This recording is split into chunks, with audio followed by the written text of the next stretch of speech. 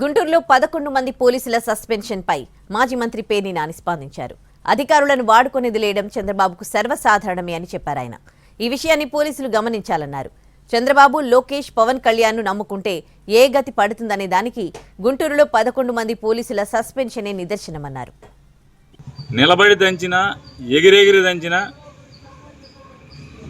చంద్రబాబు ప్రభుత్వంలో పనిష్మెంట్లు వాడుకుని వదిలేయటం అనేది సర్వసాధారణమైన విషయం అనేది ఇవాళ ఈ గుంటూరు పోలీసుల సస్పెన్షన్ మనకి కళ్ళకు కట్టినట్టు కనపడుతుంది.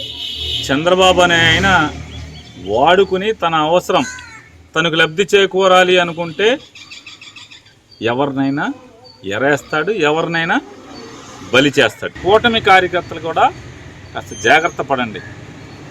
ఈ తండ్రి కొడుకులను నమ్ముకుంటే, పవన్ కళ్యాణ్ నమ్ముకుంటే మీకేం గతి అవుద్దు అనేది మనకు పెద్దగా అర్థం